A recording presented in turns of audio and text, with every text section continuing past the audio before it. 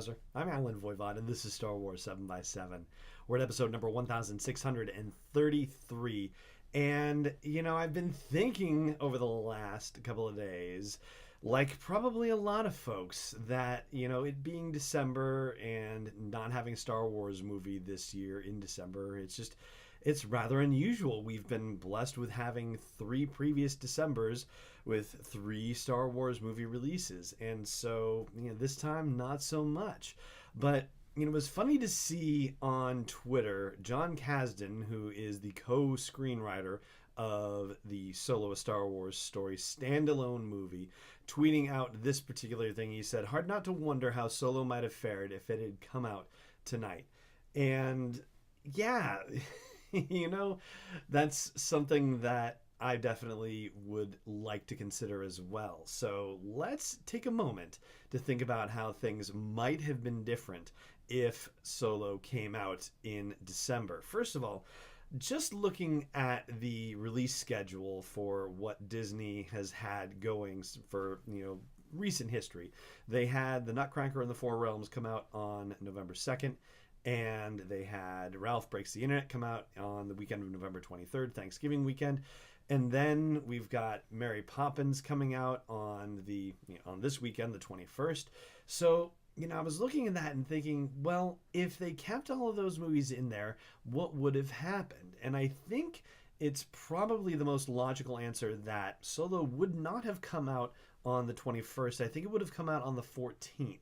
And in that case, they would have moved Mary Poppins to the 28th, or Christmas itself, to give Mary Poppins a little bit of space away from Solo: A Star Wars Story. Not that the audiences overlap necessarily, but a little bit of breathing room for the partners in crime, as it were, the partners under the mouse house. Anyway, so that would also happen to give the Solo: A Star Wars Story movie a 1-week lead on Aquaman and also on the Bumblebee movie as well. So, I don't think they would want to release it in the same weekend. I don't think DC would have wanted to release Aquaman on the same weekend as Solo: A Star Wars Story. So I think they would have hashed that out one way or another. And so then when you look at it, the competition on December 14th, the big one would have been the Spider-Man Into the Spider-Verse cartoon. And, one wonders whether Sony might have said, hey, let's release this on the 7th instead and move their release schedule around.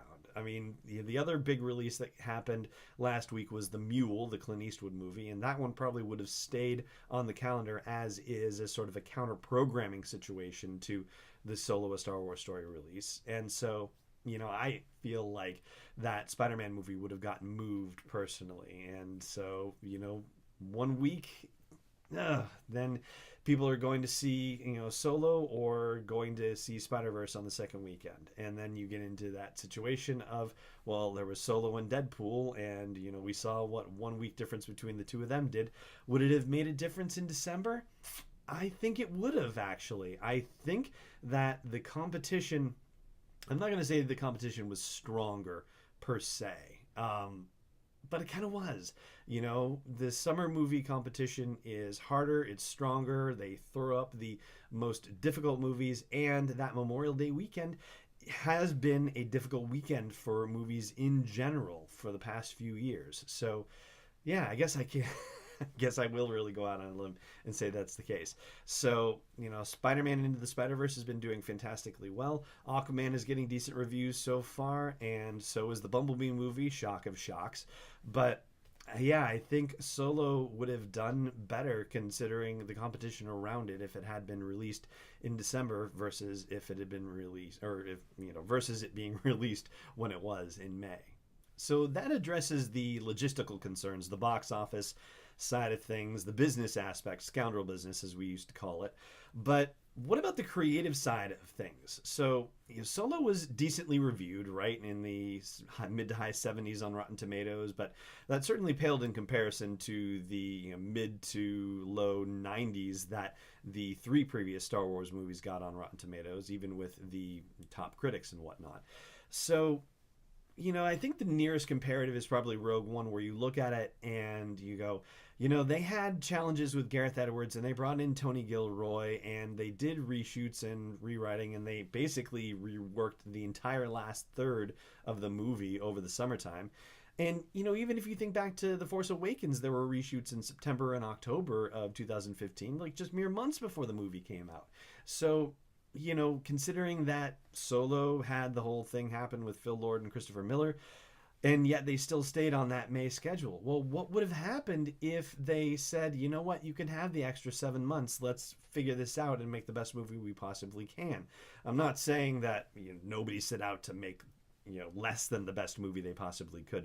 What I'm saying is that with a little bit of more time, they could have actually, put together, reels of the movie and looked at it a little more closely, had some time to step away and think about it and mull it over and, have the idea of, being inspired by other things, give Ron Howard more time to, work with the product and see, what his imagination could bring to the story, like knowing that he had the space to do it. That sort of thing. I mean, I think there are creative opportunities that would have to have been missed as a result of them deciding, with all the drama, that they were still going to stick to this particular production schedule. And yes, granted, if they'd had a little extra time, they might have ended up screwing it up instead. I mean, hey, that stuff does happen, But I think it's more likely that with a little more time, they might have been able to do something even more interesting or fascinating with it. And it would have had an effect on the box office as well. It would have had an effect on the reviews that it got. It would have had an effect on the post-track and cinema score ratings that it got from, that exit polling and that word of mouth getting out there and so on and so forth. And so, I think it legitimately would have crossed over $500 million worldwide. Would it have hit $1 billion? I'm not sure I'm willing to say that, but, 750 million worldwide, I think that would be a reasonable expectation, considering that, the movie was decently done. Like, it really was an enjoyable ride. And Alden Ehrenreich, for, all the concerns that everybody had about him, he pulled it off and did it well enough that I think the whole movement for getting a sequel to Solo: A Star Wars Story, like, I really hope that does happen sometime down the line. And I will address that particular thing in just a second here. Before I do, I just want to say I hope you're subscribing to the show wherever you get it, and I hope you will consider supporting this daily dose of Star Wars joy by joining me and the community at patreon.com/SW7x7. And as far as a Solo sequel, the way things stand right now, and this goes back to a conversation I was having with one of the fine folks commenting on YouTube over one of the episodes.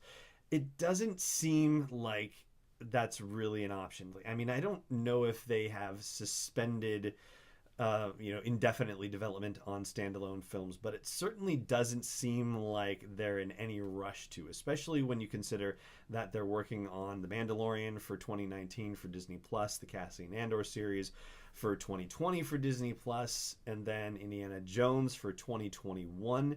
And, you've got probably, just based on an earlier episode of the show that we did looking at when the Game of Thrones guys and when Rian Johnson are going to be available once they finish their particular commitments, that we might not be seeing the first Star Wars theatrical release from either of those situations until 2022.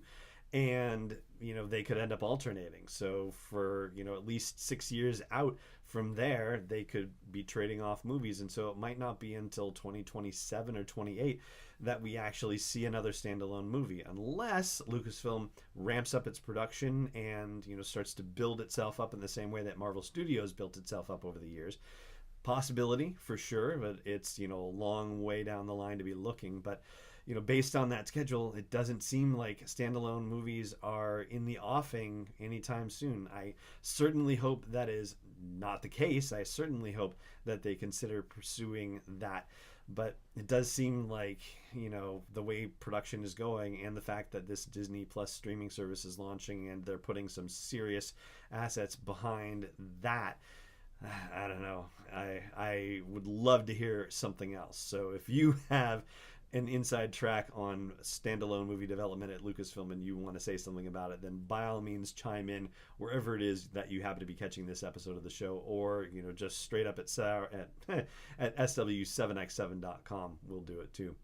And that is going to do it for today's episode. I want to thank you so much for joining me for it. And as always, may the Force be with you wherever in the world you may be.